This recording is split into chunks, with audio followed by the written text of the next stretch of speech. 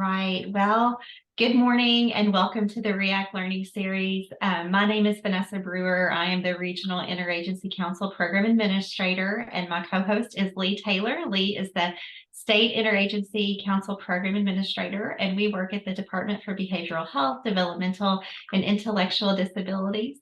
And we want to thank you for joining us today. Today's React Learning Series session is titled Support/Educate on Inclusivity Resources for Underserved Populations by Elevating Voices in Kentucky Public Schools.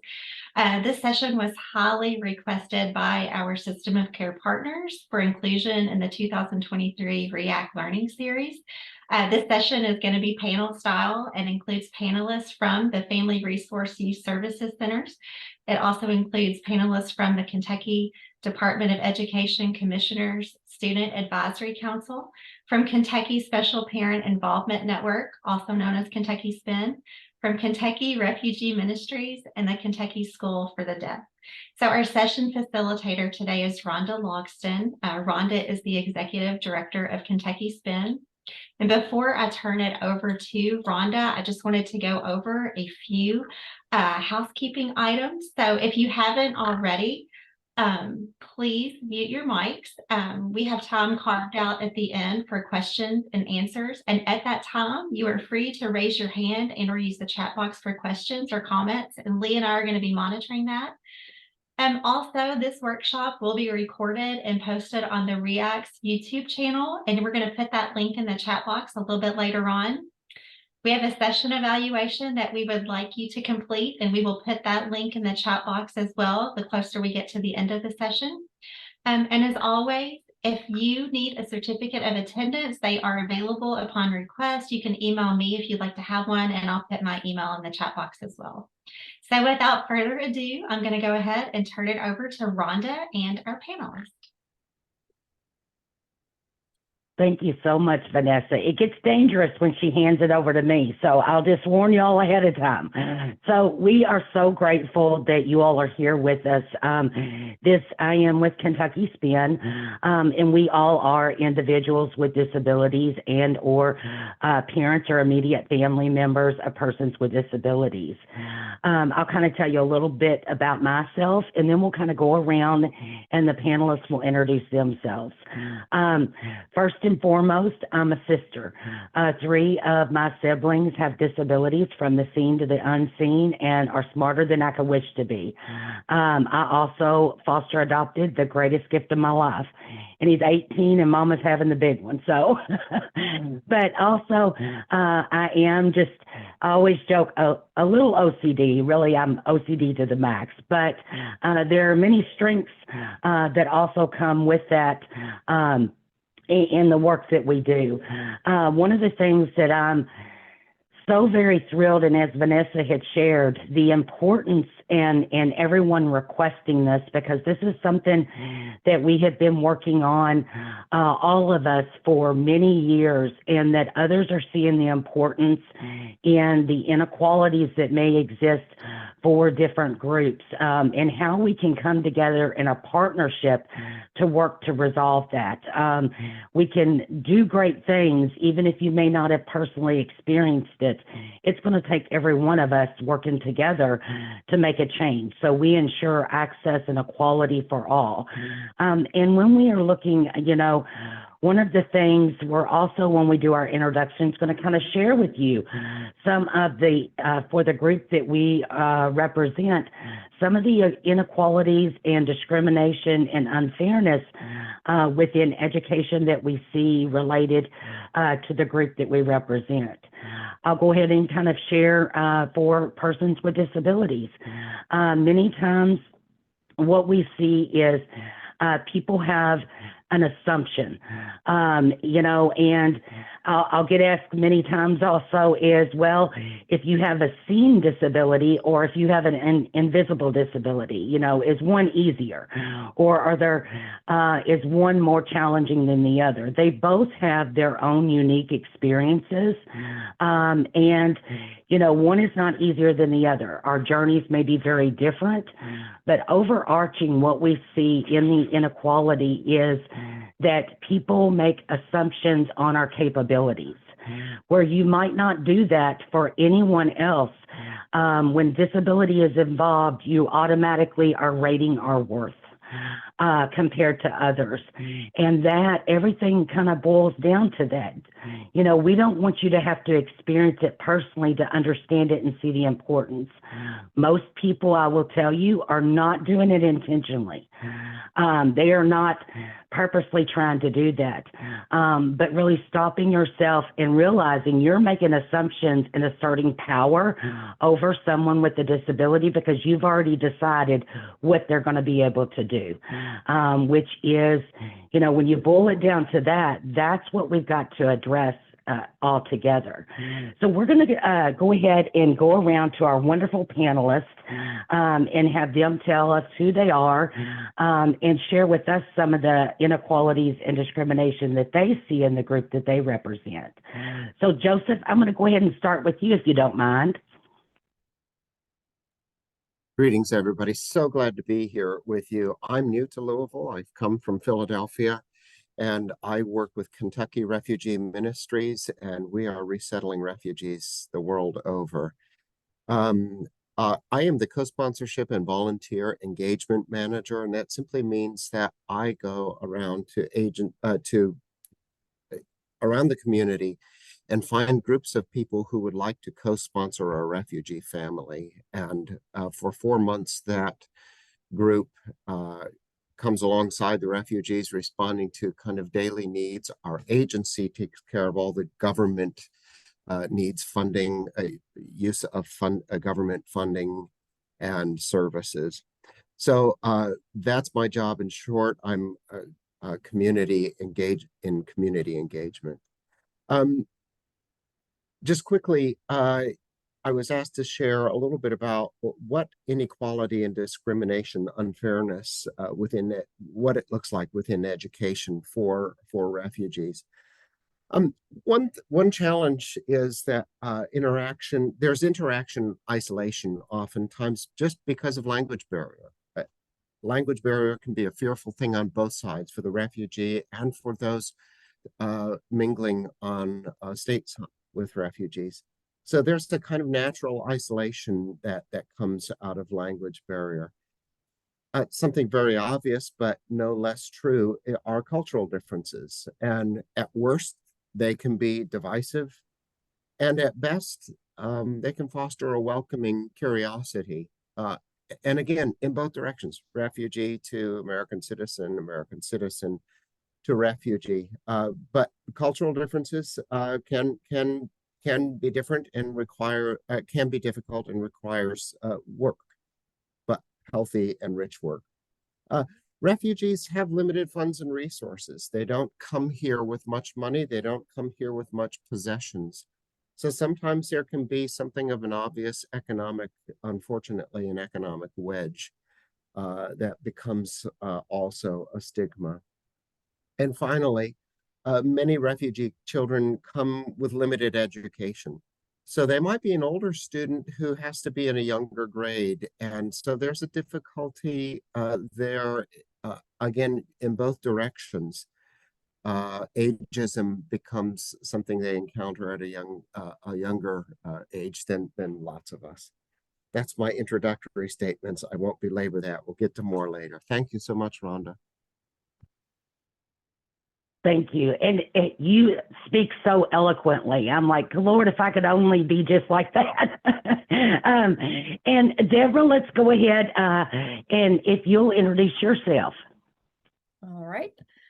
I am Deborah Sauber. I am the branch manager for Safe and Supportive Schools branch, which is in the Division of Student Success with the Kentucky Department of Education. A lot of initials and a lot of S's, but wanted to get that in there. I am just celebrating 4 years at KDE today, so well me. Some of the ways that I'm here to discuss issues with our LGBTQI plus community, and we use the letters that the U.S. Education Department uses, and there are other groups of letters sometimes for that population that people use, but this is the one that we go with. And for some of these kids, what inequality and discrimination looks like is just singling them out, treating them differently than you would other students, being excluded by other students for social settings, being excluded by adults sometimes, whether they're conscious of it or not. Strict dress codes sometimes are hard for some of these students. If dress codes are enforcing traditional kinds of gender type outfits and hair and jewelry and those kinds of things, can be very unsettling for some of our young people. Sometimes even just thinking about it's time for prom and young people are told they have to bring certain types of dates to the prom. Nobody thinks too much about it when you're out. If you're a young person and you're out dancing and two young ladies get on the dance floor to get the dancing started, but sometimes it's a problem when you're in schools. Depression and anxiety are higher with these young people sometimes, and some professionals simply don't know how to talk to them, so they don't provide the services that they need. So a lot of that is unfair and discriminatory, but I think people do the best they can, and I think with supports and education, it'll get better. Absolutely. And with everybody on here, I think we can make sure we ensure there's a difference. Joshua, would you like to share with us? Yeah, hi, can you hear me? Yes. Okay, thank you. Sorry, I was having a little bit of internet issues before. So I'm Joshua Zizek, and I represent Beechville High School in Northern Kentucky. And with inequality or discrimination within education, a lot of this that I see on like a day-to-day basis is just has to do mostly with like differences in the amount of opportunities available to some of these underrepresented populations. So at least like for the more obvious forms of this discrimination that we see kind of clearly at my school, it's mostly deals with many of these students either don't have the same access to opportunities or they're not made aware of these opportunities. So just by providing just more information for these students and just helping them achieve and acquire these opportunities, it could go a long way. Thank you so much, because that is so important, and I think that's what, and that you bring to light that we see that across the board. Ava, would you like to go ahead and share? Hi, I'm Ava Benson. I am a senior at Henderson County High School, and I'm with the Commissioner Student Advisory Council. With underrepresented groups, my school has a very unique take because being in Kentucky, you wouldn't expect us to be as diverse as we are, but we have a lot of diversity whenever it comes to the income, whenever it comes to minorities, all of it. And because it's such a big high school, every single student does not have the same experiences and is not provided the same amount of resources because it's hard to reach 2,000 plus students. And also I serve as my school's president of their equality club. And that club, you really see, we have a lot of people who struggle with mental illness, a lot of LGBTQIA plus students, and there's a lot of social disparities within our school system. So yeah. Thank you so much, Ava. Tony, would you like to share with us? Sure. Good morning, everybody. My name is Tony Peebler. I am Director of Outreach with Kentucky School for the Deaf, and I am sharing with you today about the inequalities and experiences of deaf and hard of hearing individuals in education. The primary issue for deaf and hard of hearing students is limited access or lack of access to communication throughout their learning environment, through instruction, class discussion, even socialization opportunities. So if a student uses sign language to communicate, then there's that obvious communication barrier of needing other people who know sign in order to communicate with, or needing interpreters who can sign back and forth on their behalf to relay that conversation. And so you get a lot of feelings of isolation, a lot of faking your way through, because it's, you know, particularly being an individual with a hearing loss myself, if you ask somebody to repeat something once, you feel okay. You ask them to repeat it a second time and you feel a little squirmish. But by the third time, you know that they're probably feeling frustrated. Sometimes you see their frustration. And so you just begin to fake your way through it. And you nod your head as if, yeah, I caught that. And I'm processing still. What was that was said or happened that I missed, you know? Well, and I appreciate you sharing that, because I think for, you know, not only for individuals with disabilities, but individuals where English is the second language, that occurs a lot. And I find even my brother Grant, who has cerebral palsy, and his speech is a little different.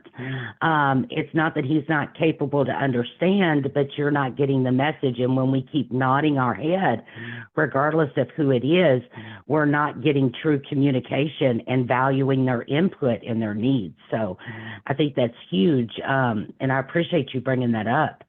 Maggie, could you introduce yourself? Yes, thank you so much.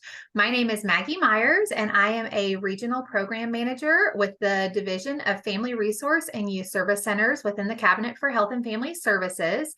I have the privilege every single day of working with Family Resource and Youth Service Center coordinators in Kentucky Public Schools.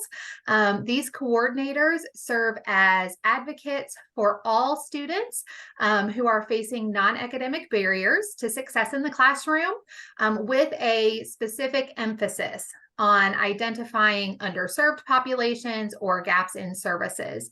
And then they work every day to fill those gaps and meet those needs.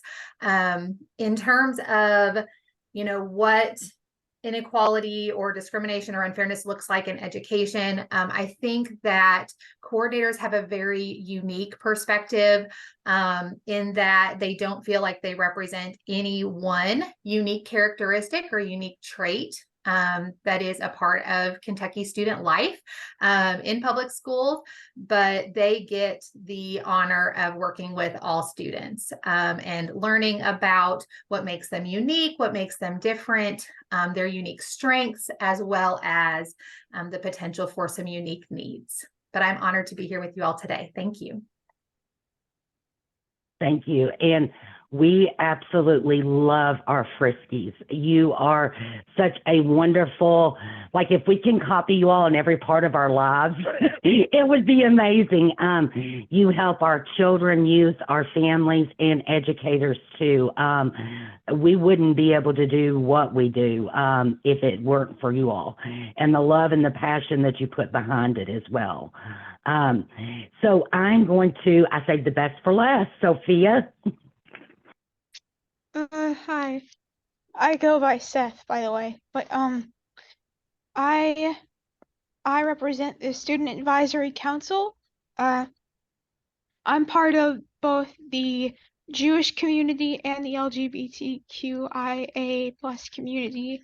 My experience with discrimination has been plentiful in that many people, they find it funny to make light of experiences I've faced. And, you know, walking down the hall, you hear suicide jokes, you hear people using the word gay as a derogatory term, you hear people making Holocaust jokes or giving the Hitler salute. That can be very difficult to deal with, on top of people who tell you you're just being dramatic whenever you have a problem, no matter what it is, or siding with people who hurt you over you. And I feel like me being part of underserved communities has really made people see my problems differently and made them see me as a different or less worthy person. So just overcoming that barrier has been a challenge for me. Well, Seth, first and foremost, I want to thank you for correcting me. You know, and I'm so honored that you feel that you can share that, because that is what many of us struggle with every day. And I do not think that people understand the toll that it takes on you. And also because we know support systems are critical. And having people to value you for the wonderful person that you are. And I thank you for sharing that, because not only myself, my family, but other families and youth experience that daily. And I don't think that people realize the impact that that plays. We're going to jump right into some of our questions that we have. And I wanted to see, Tony, if you wanted to start. So our next thing that we're going to do, what procedures do schools have in place to ensure voices of underserved populations, that they are elevated? So, you know, speaking specifically for deaf and hard of hearing students, that's going to be different. It's going to vary by the school and by the district as to what those services may look like. And for many of our deaf and hard of hearing students across the state, they are enrolled in a school that is very rural.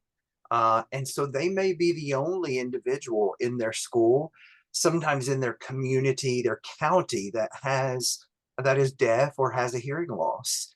And so that too is one of those factors of feeling isolated. While there is a special education process at every school that's going to be fairly consistent as far as here's the process for being eligible for special education and receiving special support services, that process should look pretty consistent across the state. But the individual instructors that encounter these students, their previous experience of having deaf and hard of hearing students will often really kind of guide what that may look like in individual classrooms. And so it's hard to say that there's a specific approach, but we as KSD Outreach we are a division of KDE and KSD that supports districts, students, and families across the state. And so we're here to try to help provide some of that support for students across the state, so that it is more equally, the awareness and processes are equally shared, and that those support services would look stronger. I think I covered that. Thank you. Deborah? Okay, so some of the procedures that schools have in place are just using their school social workers, councils, friskies. We all do love our friskies because they work very hard to provide in-school services for students. Schools have diversity clubs, student councils. Friskies have advisory councils that can help make sure that student voice is heard. By promoting positive behavior interventions and supports in schools, we provide training modules for schools and classrooms that encourage student representation on those behavior teams, and in developing school rules and expectations, which is very important. Restorative practices is another way to address non-inclusive hurtful behaviors in school that is not bullying. And of course, we do, revised statutes do prohibit bullying in schools. So we have guidance documents and model policies to help schools identify those and get student voice in developing what some of those procedures look like. And student codes of conduct for most districts provide methods for students to have their voices heard and to promote inclusive environments. Thank you. Maggie? Thank you. The first procedure that I would like to speak a little bit about is actually something that Deborah's already mentioned, and that is the Advisory Council for Family Resource and Youth Service Centers. This is a council which exists in every Frisk center across the state. It is composed of parents, school staff, community members, and students if it is a youth service center that serves a middle school or a high school. And we require that coordinators build councils that reflect the diversity of the students and families that they serve in their school community. We look at their, the racial or cultural composition of their school community, the socioeconomic composition, the family structure, the faith or religious background of the families that they serve. And this is to ensure that all of those voices are heard in decision-making roles in their family resource and youth service center. So coordinators are engaging parents and students in these councils to identify barriers that students or families are facing, and also to develop solutions. The other thing I'd like to briefly mention is that every 2 years, every Family Resource and Youth Service Center is required to conduct a comprehensive needs assessment. This includes, gathering data from their school district, from their community, but also statewide or nationally. They're looking at trends. They also conduct parent, student, and staff surveys as a part of this needs assessment process. And there is an intentional focus on student demographic characteristics to ensure that they are identifying those potential gaps in services or pockets of their student population that are currently being underserved, so that we can be very put a lot of effort and energy into meeting those needs or filling those gaps in services. So those are just two of the procedures in place within Family Resource and Youth Service Centers. Wonderful. Thank you. So we're going to move on to the next question for the panelists. Stigma is one of the barriers that underserved populations face. What are some of the solutions in addressing these or ideas or things that have worked? We're going to go around to all of our panelists. One of the things I'll share in relation to persons with disabilities, I had indicated sort of earlier in the introduction, is sort of the assumption of our capabilities and the judgment that kind of comes along with expectations or that we may not be, again, like I had said, capable of doing things. It may look a little different from the norm, which I don't really think no one's normal, right? We are all so unique that is what makes my heart smile, that we embrace, because that's what makes us amazing. It would be so boring if we were all just alike. And really seeing, just because we may need assistance with certain things, people tend to, for persons with disabilities, tend to concentrate, and the stigma with it is what you're missing or what you have challenges with. They do not see your strengths. So if we can, one of the ideas and solutions that I think works wonderful, start seeing that person's gifts, their strengths, because I'm going to tell you, for persons with disabilities, you may have challenges in one area, but you far exceed the norm in another area, and your gifts and strengths really, it's no different than the rest of us. We use our strengths to help us with our weaknesses all the time. It's just we have a label when you have a disability.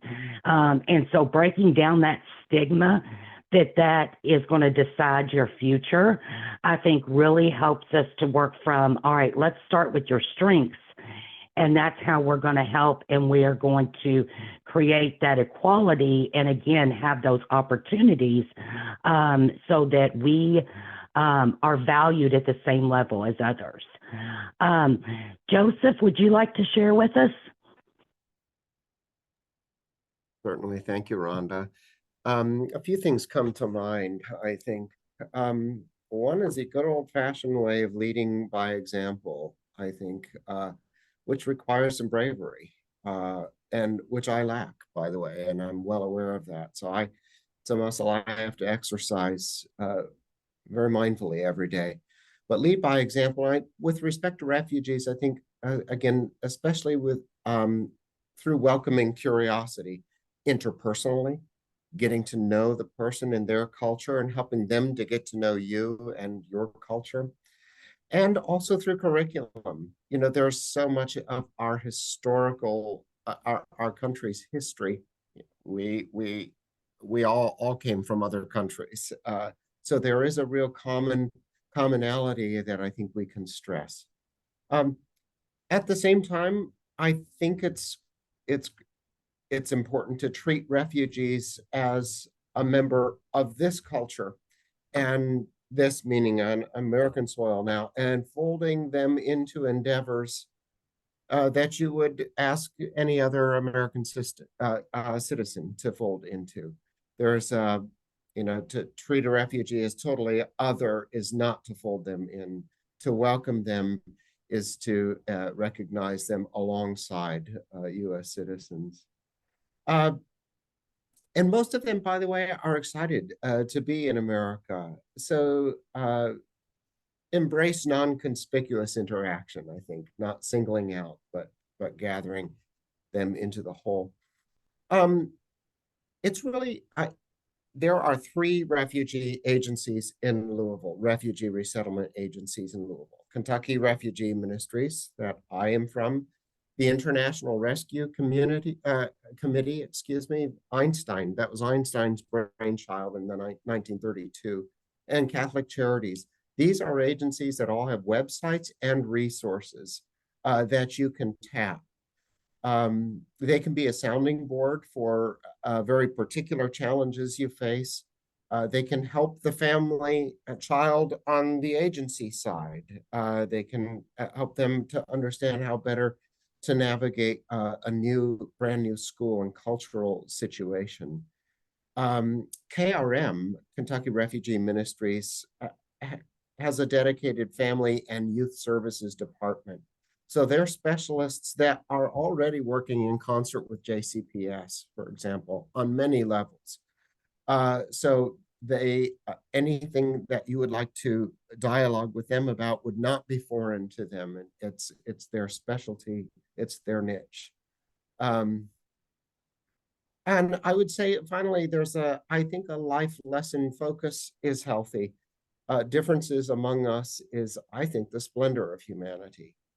And coming to life understanding outside of our own purview equals a richer and more joyful life.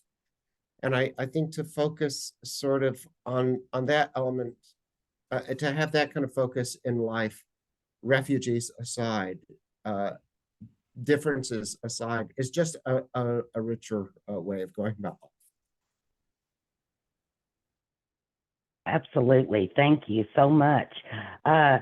Joshua?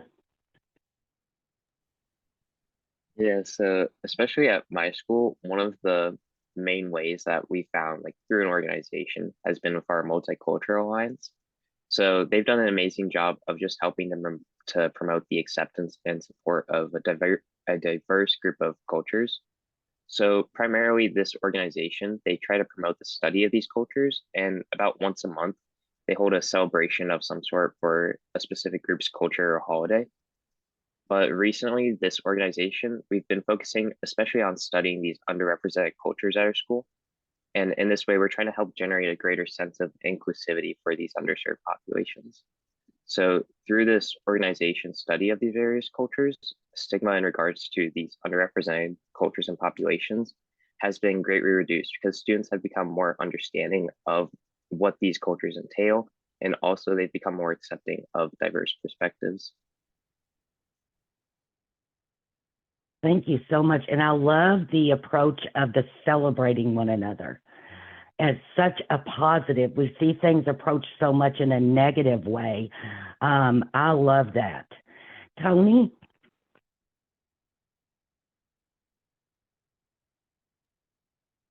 Sorry, had to unmute myself. So some of the stigmas that deaf and hard of hearing students face are just those perceptions that have kind of been mentioned already this morning. But the fact that maybe they are less intelligent, less abled, maybe that they're lazy, or they only hear what they want to hear. And so those are a lot of the battles that these students face. I mean, there's no specific program to say here's what fixes that, because it is really just basic human respect and sympathy and empathy that comes into play here. Your willingness to be patient, your willingness to be humble and ensure that there is opportunity for two-way communication for every individual who is in front of you. And that becomes, one of the significant benefits to a student who does end up enrolled at Kentucky School for the Deaf, because they are then in an environment where they are completely surrounded and immersed by individuals who sign. Every staff member on campus is required to sign all across campus. And so they get those sidebar conversations that the custodians may be having as students are walking to lunch. Whereas in a regular school, those students would just miss any of those side conversations. And we pick up so much of our learning incidentally just by being around and exposed to things that a student with limited hearing abilities it frequently does not have access to. And we're just often unaware of that.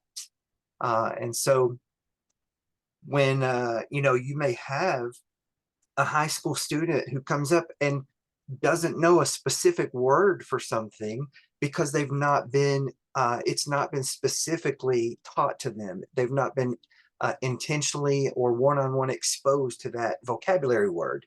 And so those stigmas get applied. But again, it's just natural respect and patience that makes that difference.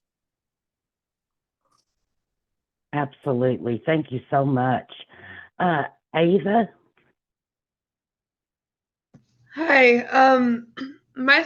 Something I've noticed in my school is I have a couple mental illnesses myself, and there's a stigma around having it because there's the stereotype of what a student who has ADHD, who has anxiety, what that student will look like.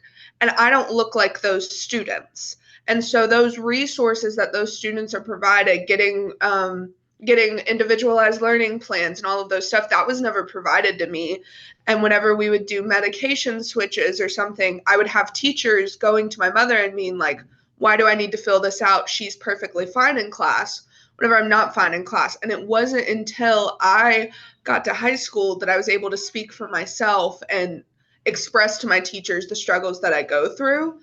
And I'm not the only student that sees that. If you don't look like the stigma, you don't get the resources for any issue that you need, because they just don't assume that you need those resources.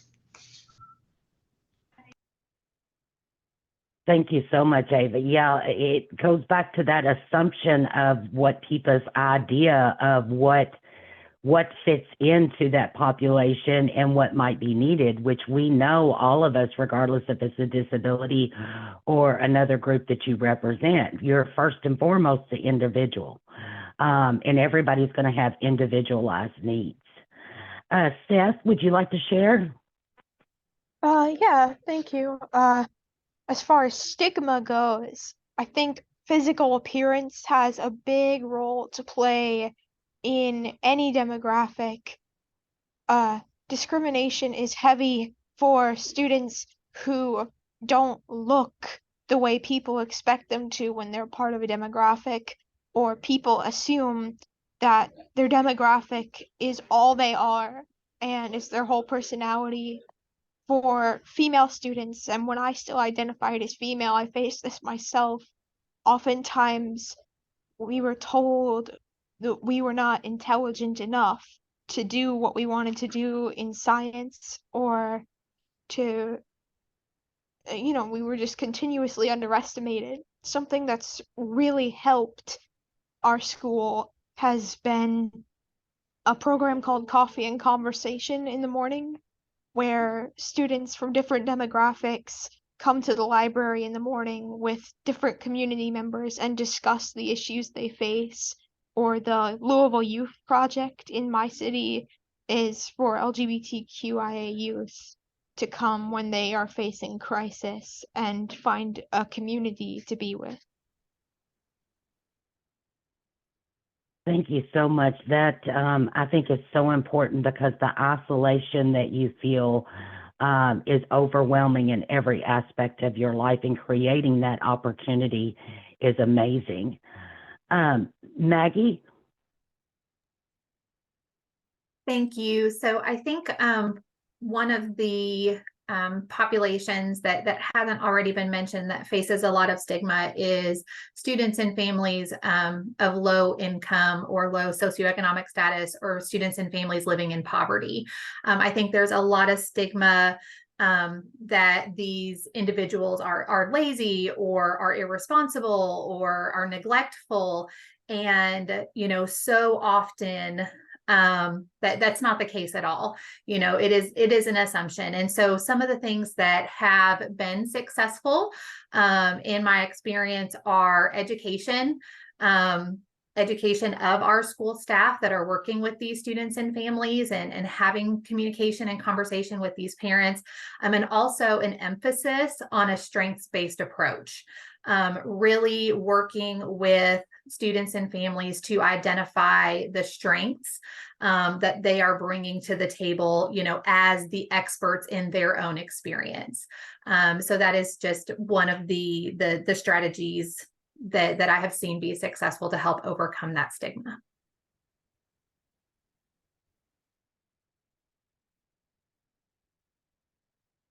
Thank you so much. And so, Deborah, would you like to share? Yeah. So stigma is definitely a problem with all of the groups that are out there that have already been discussed. And I think with our LGBTQI plus students, sometimes there are, as I said before, they can have increased incidents of depression or anxiety, which puts them in the, youth with mental health crisis group. So there's an overlap there. Our Kentucky revised statutes do require suicide prevention training for students and staff in schools. And I think that is very helpful, because there's lots of information in some of those training curriculums to help reduce stigma. One of the things that KDE offered last year was a stigma reduction contest for youth in middle and high school students through our state leadership team. And that was well received. I think we got like 11 entries from various student groups with ideas and suggestions like this is what stigma looks like to us, and here are some ways that our students and our schools could make it better. So I think doing more things like that would be helpful. More education. People do make assumptions about all different types of groups. If it's a group that you don't belong to, or that someone has put a label on, there are assumptions made, and people can often say, well, there's something wrong with that young person, or they wouldn't be in that group. And it's not that there's something wrong. We're just different. People are just different. Differences are okay. So, promotion of youth mental health first aid, sources of strength, which is a youth-led peer intervention program in schools that helps reduce stigma and helps students learn where to get help and to focus on their own strengths rather than focusing on the negatives. The students can help each other, and then adults can help the students. So, and those monthly campaigns that they do through sources of strength, they can have a campaign to reduce stigma. Sorry, I'm getting all tangled up because I'm trying not to cough. Organizations that are supportive for these kids, we like, your Kentucky Association of School Social Workers, Psychologists in Schools, American Counselors Association, all of those agencies provide school-based mental health services and supports and resources. The Trevor Project, CDC, Division of Behavioral Health, our colleagues at Behavioral Health are wonderful supports to us, and they help KDE staff increase our own knowledge. So the more we know, the more that we can help students in the schools. And last thing I would say is ask questions. It's okay to ask questions about things you don't know about, and just listen respectfully, and don't make assumptions. Absolutely. And I'm glad you brought that up. One of the things, and I had mentioned, I have my son who's 18. One of the things that that I have found is he has taught me so much more than I could ever have taught him. And many times if we listen to our youth, and especially if it's something we're not as familiar with, my son can narrow, it may not be how I am, or my preferences, but being open to that. And I'm glad you brought that up. And he has a knack for, he can make it make sense. And our youth do that, especially if it's not something that you're accustomed to or from your culture. Our children and youth can really help us to understand a whole lot. One of the things, we're going to go on now to how does your agency or the organization that you're with, or group, identify the needs of the underserved populations? I'm going to start on this one. One of the things we are at Kentucky SPIN, we're family driven. So how we identify the needs is constantly changing, because the needs for our children, youth, families, and providers and educators change rapidly. We have all saw this throughout COVID, right? Our needs, we had needs that we never would have imagined we would have had. We now, coming on the other side of it, have a lot more needs from the experiences in living through COVID for persons with disabilities. So we are very much so driven by the needs of our families. We also, because we are statewide, you will see pockets of needs arise in different areas that we need to address. There may be some barriers that families are experiencing that we can address, not just individually and help the families, but also on a larger scale. Our partnerships with all of you all on here, have created an avenue of how we can address this, and has really helped us to sort of elevate the equality for persons with disabilities. So I'm wondering, Seth, would you like to share with us maybe some of the ways that you all identify the needs? Well, one of the best ways we identify the needs of people with disabilities, or the needs of people in any demographic, is through our counseling system. We have special mental health practitioners in our school, but they don't, their only function is not mental health. It is also to provide support in any situation, and they are there at any time you need them. They encourage open conversation with peers. They resolve peer conflicts. So with that extra counseling system in place, that extra safety net to fall back on, and the student support forms posted all around the school to fill out, it becomes much easier to identify the needs of people, of any people. We also have ASL classes. We have special classes for different foreign languages to ensure that the demographics, needs, and people who are maybe not from this country, they can converse with someone. We have resources to ensure that students don't feel isolated. In fact, we have a student from Cuba this year who is being welcomed with open arms. They barely speak the English language, but our Spanish classes made them feel very supportive.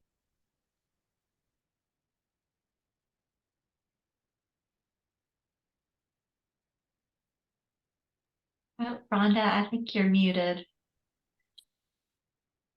Okay, this is what I get trying to double mute myself so I don't mess up. But what I was saying is I love that you share that, because being able to have someone to talk to, but someone that you feel comfortable with, that's a whole other level, and is so important. Joseph, would you like to share? Certainly. Let's see, we're dealing with, let's see, how do schools link underserved populations to identify needed resources? Yeah. So again, one of the things, those three resources I mentioned earlier, Kentucky Refugee Ministries, Catholic Charities, and International Rescue Committee, all have really helpful websites and can put you in direct contact with specialists. I would say also there are two wonderful websites for understanding cultural distinctives, a sort of by country tendency. So one is an at a glance cultural insights by country, and then another is very extensive cultural insights, and it talks about language, it talks about culture, it talks about attire, it talks about religion, it talks about the political challenges, the social challenges within each country. These things are live and updated with video content and things you can read. I'll copy those links into the chat right now. I think you'll find those helpful to build your, all of us can read those to help our own understanding, but you might be able to also use it in curriculum also. Again, it's updated, it's current, and it's updated by state, federal, local governments, by nonprofit organizations who work with resettlement agencies. So I'll throw those in the chat in just a moment, and those could be helpful, I hope. Thanks, Rhonda. Thank you so much. Joshua, would you like to share with us maybe some of how you all identify some of the needs of the population in your school? Yeah, so with my school, we put an emphasis on not just the understanding of these diverse groups and underserved populations, but also just like their overall needs. So one of the primary ways we did this last year, I was on the student council for my school. So while our primary goal is to just change the school in meaningful ways, we can't necessarily achieve this goal without first identifying and addressing the needs of these underserved populations, because it's much easier to get the voices of the majority heard, but a lot of these underserved populations, their needs and wants go unnoticed. So we try and put an emphasis on their needs by just discussing what our potential decisions may be, and just trying to see what they believe the impact could be for their community and how we can better serve them. So throughout not just the student council, but also a lot of our other organizations, we prioritize discussing this impact with these underserved populations, and we try and get their specific voices heard.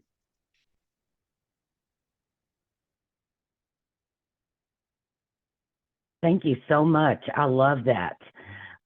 Tony?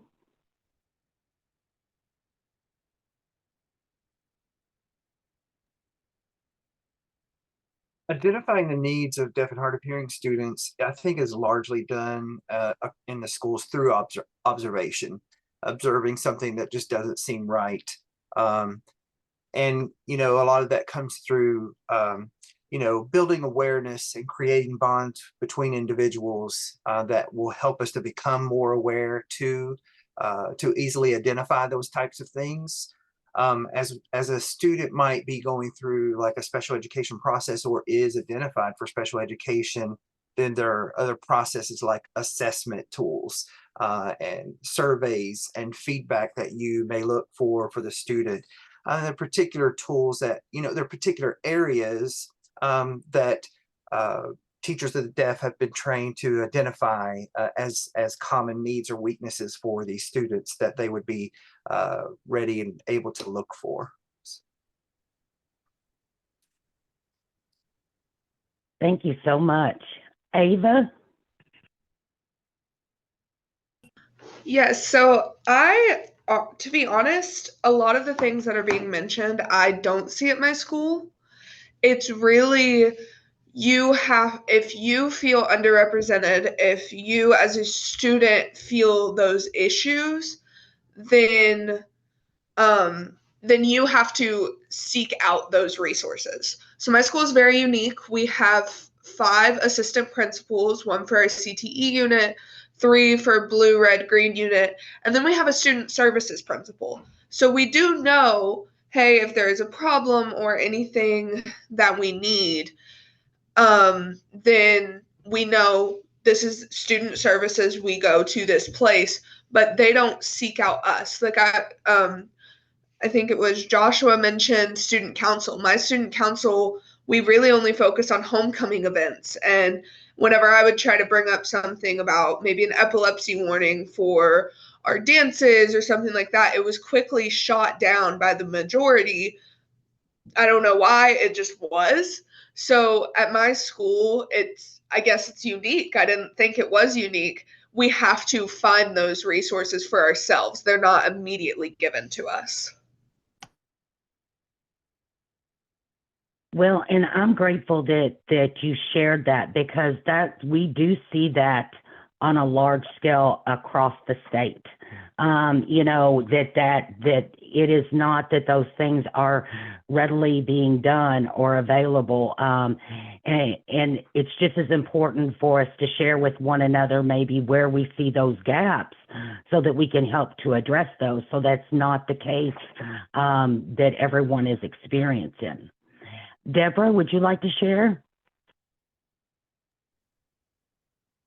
Yeah, it's a little different for us. We don't, at KDE, we're not directly involved with schools. A lot of times it's more, co-ops and districts.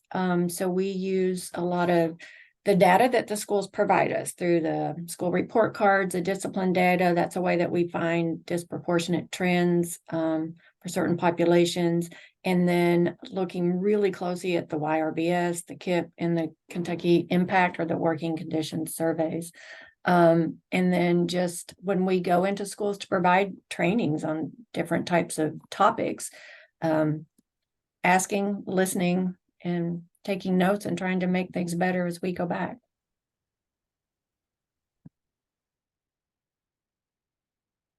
Thank you so much. Maggie, would you like to? Yeah, in addition to the comprehensive needs assessment process that I referenced earlier, and the use of their advisory councils to try to have their pulse on what might be going on in a school building, there are a couple of tools available in Infinite Campus. So those in attendance today that are not school employees or embedded in a school, you may be able to work with school personnel to help identify needs, because as coordinators, we have access to the persistence to graduation tool in Infinite Campus. We have access to the early warning tool. There is actually a brand new tool and report that is available. I believe at this time, administrators are the only ones who have access, but our coordinators collaborate with them, and that is the Equity Dashboard. The Equity Dashboard in Infinite Campus identifies underserved populations of students and cross-references their attendance, behavior, their academic performance. Family engagement is actually something that's measured by this tool as well. So it's a great way to ensure that students are not slipping through the cracks. The other thing that I really want to emphasize is relationships. I think that our Frisky coordinators in schools are just excellent relationship builders. And, having those relationships with students in their hallways is one of the best ways to identify the needs that aren't going to show up on a report, that may not come through in a survey. It's a very personal conversation that is one of the best tools available to our FRISC coordinators. Thank you, because I think that's so critical. I've said many a times that if our children and youth and their families can have at least one person in the school who truly knows them and is invested and cares for them, it makes a world of difference. Hopefully we would have more than one, but what we see, and especially for our populations that we all represent on here, those numbers go drastically down for us, because we don't have those relationships. We don't have one person that truly knows us and is invested. So it does make a huge difference. And not that it cures everything, but it opens the doors to where we can work together. And I think that's huge for our children and youth. Tony, did you want to add something? I did. Yeah, I wanted to share a couple of the ways that KSD outreach, and KSB outreach for that matter too, can support across the state when you have a student with an identified hearing loss in this case, and you don't know what to do or how to find those needs.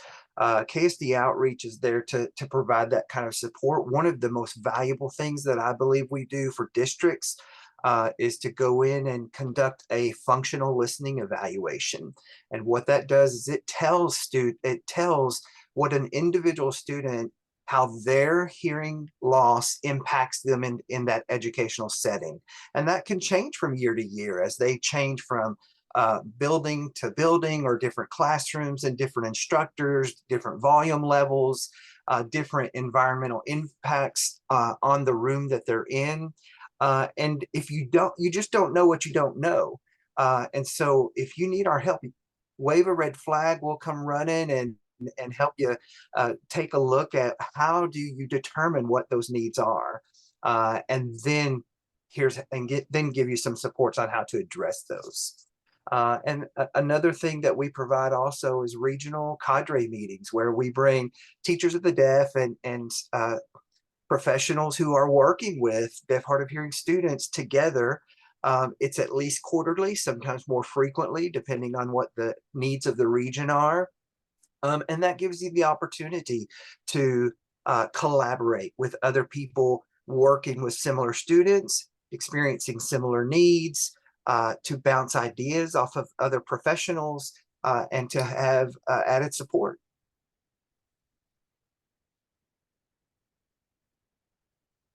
Thank you so much, Tony. And we love KSD and the work that you all do in the outreach. We're huge cheerleaders of yours. And I know with the functional hearing assessment also for Kentucky School for the Blind, KSB, those functional things. Also, when you're looking at mental health and behavior and discipline involved in the school, when you look at the behaviors and positive behavior plans, looking at how it functionally is with the person and how they're experiencing it, because it looks different for each person. And you kind of lead us into so each of us can kind of share, how do youth and families know what resources are available. One of the things, and I'll start and we'll go around to everybody, is and I know that Joseph, you had shared a resource already with us, several. One of the things, the work that we do at Kentucky SPIN, is we help provide that. We provide trainings, one-on-one support for individuals with disabilities, their families, educators, and providers around the state. There's no charge for that. Many times families and individuals with disabilities don't know we exist. So half the battle is making sure people know that we're there. We're there to support. We're not to come in to do it for you, but there to help you through the process. And especially in relation to education and individuals with disabilities, how to access, because majority of the time what we find is you only know what you know when you know it, right? So most of us don't know the right terms to use. We don't know what to ask for. We don't know what's available. So part of it is helping families to even know, what to ask for. And so we are there as that support. And there are many other wonderful KPFC, Kentucky Partnership for Families and Children, is another wonderful family organization that helps many of our youth and families throughout the state. So all of it is making sure that we all are aware of the supports that are there and share it with the families, share it with the individuals. Also looking at sort of tailoring, again, because it does, for many of us, everybody experiences things different. Tailoring those resources. 1 out of 3 adults in Kentucky have a disability themselves. So many of our parents have a disability. So we have been working individually with and through training, helping our families. Now, they may have a child with a disability or they may not, but they need assistance so that they can fully engage in their child's education. So on multiple tiers, really looking at, and we love partnerships. We are always welcoming any way that we can help to reach one another, to be better than we were yesterday, but developing those resources as well has really helped in again, driven by what our families need, what our providers need, what our children and youth need, is at the core of that.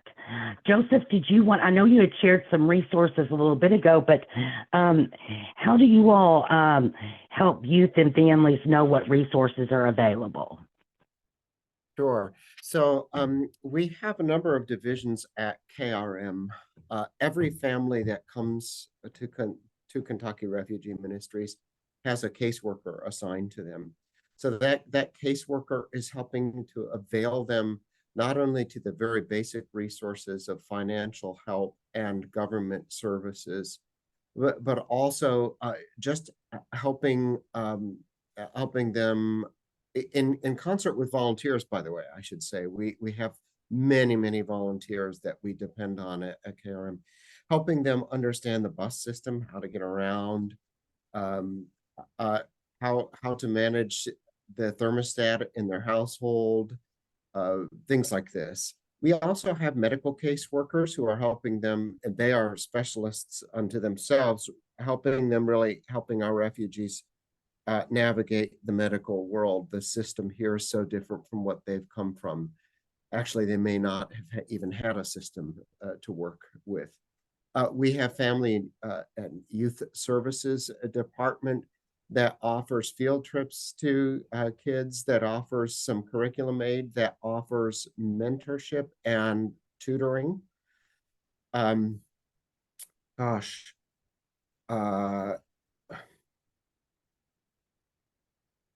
It's multiple services through agency and through volunteers. So, and it's the volunteer component that allows us really to respond to the variety of needs that could arise. And there are things that are commonly experienced among refugees, but then there are individual family needs that change the dynamic per individual and per family.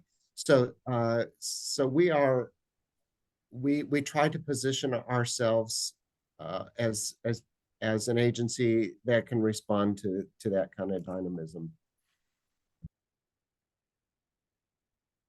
Thank you so much. And I know that Vanessa will also, just sort of a side note, some resources that each of us may think that would be helpful. We'll send those to Vanessa that we can sort of, she could send out to everybody so you all have those as well. Ava, would you like to share sort of how you all know the youth and families, the resources that are available to them? Yes, so our school uses a lot on social media. Actually, someone who works in our youth service center is the one who runs our high school's Facebook page, and she makes all the graphics. So that's very helpful for us. But it's really through social media. And, if someone comments, hey, I didn't know this was happening, then the person on social media will get in contact with them individually. And then once again, I cannot stress how amazing it is to have a student services assistant principal, because it's instead of, instead of trying to figure out what teacher can help you with what, we know that if we go to Miss Haynes, she can help us because she is directly with the students helping the student. I love that. And we have seen too with the social media, we're reaching people that we would have never reached otherwise, and making that a constant option and expanding it too. And Ava, we're having to, we might be old school about some stuff, some of us, but really sort of enhancing that and having our youth sort of lead that outreach too, because they prefer to get that information through those means. Deborah, would you like to share? Yeah. So KDE does a lot of work with our listservs. We have various groups of professionals in schools like DPPs or social workers or things like that. So we provide any resources that we can to those listservs with the encouragement that they pass it on to their school personnel. One way that we gain resources is actually attendance at the SEAC, the State Interagency Council, because you have all those agencies there. They bring resources that we might not have thought of or heard of yet. And we like to share those with anybody and everybody, whether they want to know about it or not. Pointing people in the right directions for getting resources online. On our website, we have links to all sorts of resources for various populations that we've talked about today. 988 posters, things like that in the schools is another really good way to get information out there. And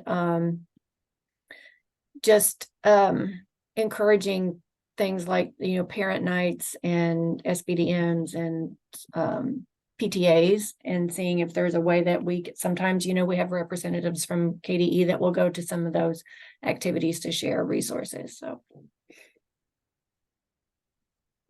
Thank you. And KDE always has such wonderful guidance documents and resources, and we actually use those to help get the word out to families on a larger scale through our resources. So that has been so helpful in that partnership. And yes, SEAC has opened doors for many of us in being able to meet the needs for our children, youth, and their families. Maggie, would you like to share? Sure. I would just say that, I believe that our FRISC coordinators make it their job to be knowledgeable of resources available to their students and families. They often participate in interagency councils and United Human Services community type meetings, try to utilize social media, websites, electronic methods. I know some of our elementary coordinators still, send newsletters home or use Infinite Campus One call functions, or, I really think there is a lot of effort in ensuring that resources are available to anyone who might need them.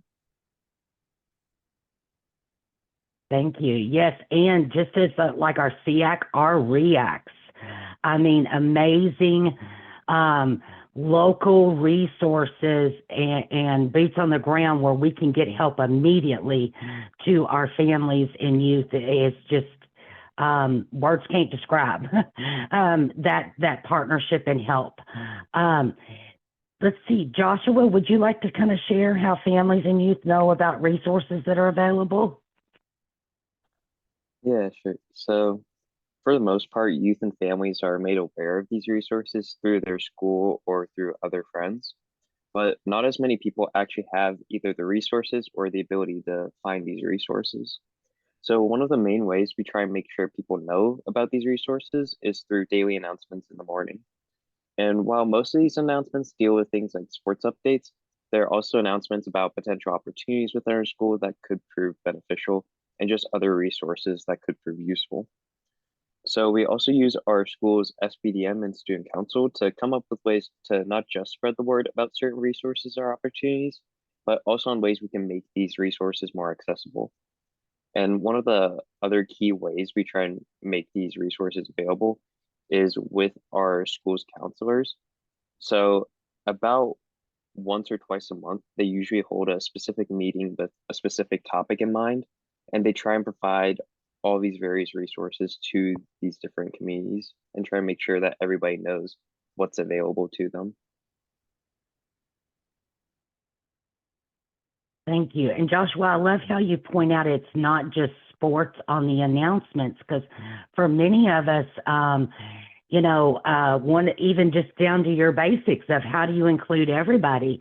If your announcements is always about sports and you are a youth that sports is, that's not a part of your life, you are always sort of being left out. So even in those small messages, giving that inclusivity of things that apply to all of us, help give that sort of undertone of we're all together and equal. To me, I overanalyze everything. This is where my OCD can go, but it's those messages, those subtle messages of including everybody that I think helps build those relationships.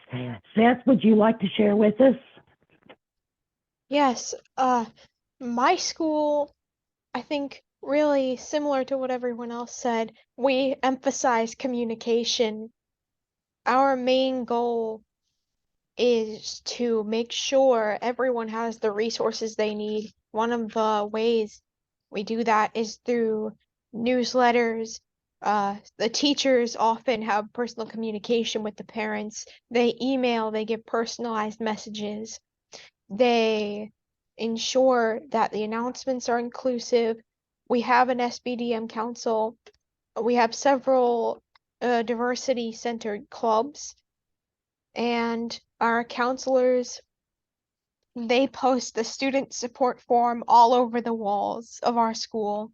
So our walls are covered in support forms. Something I don't see a lot at other schools that we do is communicating through Google Classroom, where there's a special Google Classroom dedicated to communicating opportunities and resources for every grade. And you get notifications through Google Classroom, although that wouldn't be an option for schools who lack that technology. So really, technology and focusing on equality in technology throughout schools is a big way to improve the knowledge of resources. Can I just say I love you?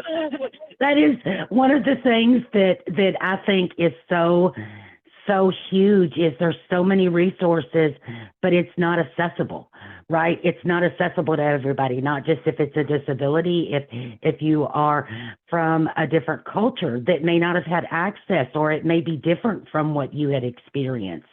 Having that be accessible to everyone, and how we work to identify and have the people tell us what is not accessible about it, because people have the best intentions sometimes, but they think that they're fixing it the way that we need it, but we're not taking the voices from the people that actually use it and opening those doors to where the key stakeholders are determining not only what they need, but how they get the information to be able to successfully use it. Because I think we do so much and we have such great intentions, but if it's anything like my life, I've had many great intentions, but it's not worked well. So that's when we have to regroup and we adjust. But if we have everybody's voice at the table, then we can make sure that we do have those opportunities for equality. I know that we're getting getting close here on time, so I do want to take time so that we have, if there are any questions, if you want, I don't know, Vanessa, if people want to unmute or if you want to put in the chat. Do you have any questions or things that you would like to share with our panelists? You guys are free to raise your hands and we can call on you, or you can put it in the chat. I want to make sure that we get all of the questions and/or comments recognized.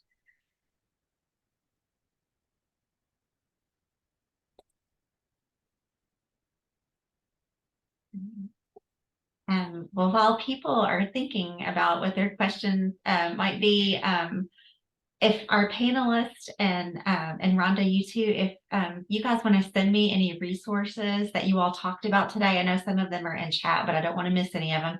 If you can email those to me, I will compile those in the follow-up email that will probably go out on Tuesday afternoon with the recording of this session. So everybody will have access to those. Well, I'm not seeing any here, but I'll keep an eye on it. But I guess I would like to, if there's not any questions, go around to everybody and give everybody to give sort of a quick lasting thoughts of what you would like everyone to take away from this. First and foremost, I'll start is that we all make mistakes, right? But being able to own those and admit those, and most of the time it's not intentional, but being open to realizing that there is issues and there is inequalities for everyone. We have to first admit it and see it before we can make a change, and then be open to that we play a role in it, right? Because the saying, and I can't remember who said it, if you're not part of the solution, you're part of the problem. And I think that us coming together to realize that, I'm a constant work in progress, and every day I'm learning something new, but being open to that and seeing that we all are a part of the solution, I think is going to make a difference, and so that we stop the discrimination that occurs daily. Joseph, do you have some sort of leaving thoughts here for everyone? Wow, it's just been lovely to hear everybody speaking, and those who are not on the panel. I want to say to you, you're really front and center on all of these issues, and hats off to you for juggling so much. It's meaningful and difficult work. Thank you for that, and for those of you who have really also faced throughout your life, have been the objects of discrimination and stigma. I'm so sorry for that. And I hope that all of us can work together to be, great advocates for one another. I'm reminded of Martin Luther King Jr. A couple of things he said is that we need to be tough-minded and soft-hearted. And both of those things are required of us, and it takes bravery and humility to do all of those things. So I think we're all in this together, and we need one another. Thanks. Absolutely, better together than apart, right? Tony, would you like to? Yeah, I think the one takeaway I would hope everybody would walk away with is it is your willingness to be involved that makes the difference. Your willingness to understand somebody else, interact with somebody else, learn a new language, be a part of something new, that all makes the difference. I've thrown our resources over in the chat. We have a variety of newsletter sources, information sources on our website. Every region of the state has its own consultant. Take advantage of that person. They're there to support you. And we do a variety of events across the year to support both parents and students and educators. So keep up with us and follow us online. Thank you. Thank you. Seth? I think the main thing you should take away from this is take a moment to check on yourself and check on the people around you. sometimes it's the people who have the biggest smile who are struggling the most. So take a minute to find what you need to get out of those resources or what someone else may need.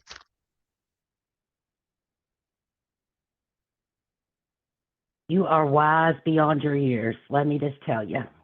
Thank you so much. Maggie? Thank you. If I could leave you all with some parting words, I just want to mention that the information I've been able to share today is very generic and speaks to kind of the mission of Frisk as a whole. However, one of our foundational principles is that every center is unique because every student body is unique, every community is unique. And so I would encourage you to reach out to the Frisk coordinators in the public schools in your area and in your community, because they are going to be so much more knowledgeable about the specific strengths and specific needs and resources to meet those needs in your area. And so I would just encourage you to please, if you haven't already, build a relationship, professional or otherwise, with your coordinator. Students, I want to thank you for being here today, and you as well. I encourage you to reach out to your coordinators because I think that they would welcome your input and perspective if you have not already connected with them. Thank you. Thank you so much. Joshua? Yeah, I just want to say thank you to everybody for coming, and thank you for our fellow panelists. It was genuinely a very amazing experience just listening to all the ways that diversity and inclusion can be supported through these different organizations and also through different processes. So one of the, just like parting words, if you're looking at how you can implement these own programs or other resources that me or any of my other fellow panelists mentioned, a lot of the resources that we've posted are very great ways to just sort of get started with these programs at your own or with your own organizations. Yes, thank you. Deborah? Well, the last thing I would say is that every young person deserves to live and go to school in a safe and supportive environment. And if we don't know or we don't agree with things, then we can learn, expand your knowledge, expand your opinions, horizons. And as adults, we can do lots of things to keep our kids psychologically and physically safe. So let's just go do it. Absolutely. We're going to get her done, right? One of the things, so Ava, I'd love if you could share too.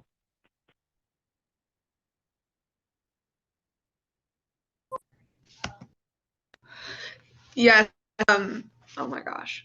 Can you hear me? Yes. Okay, I was having some issues.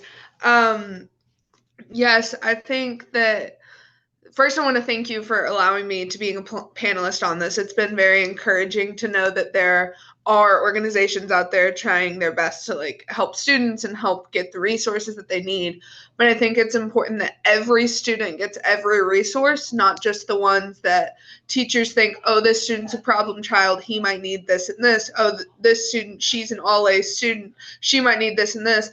I think it needs to be equal, an equal sort of representation of all students. Every single student gets every single resource that is there because you don't know the silent struggle that these students are facing. Absolutely. Thank you so much. Having, that access and not having people decide who should have access or not. So we are at time, and I want to thank you all so much, especially Seth, Joshua, and Ava. You all are amazing, and we cannot tell you how grateful that we are, because it takes a lot of courage and a lot of work to hang out with us older folks. I know it can be a struggle sometimes, but we need you to tell us how to best do, how to make a change. And so we are so grateful for you and the rest of the panelists. Vanessa, I don't know if there's anything else that we need, or. Now, I just want to thank all of our panelists. I want to thank Rhonda for facilitating. I thank you guys for sharing this information with us. You all did an amazing job, and I heard so many wonderful things this morning that I'm actually going to have to go back and watch the recording so I don't miss anything. So thank you for this information. As a reminder, these sessions are recorded. It will be placed on the REACT's webpage, and that should be available by Tuesday afternoon. Our next REACT Learning Series session is scheduled for October the 6th. The title is Coordinating Information for Families That Need Services. So we hope to see you there. I want to thank you again for joining us, and I hope you have a great holiday weekend. And if our youth panelists can hang out for just a second, just so we can wrap some things up.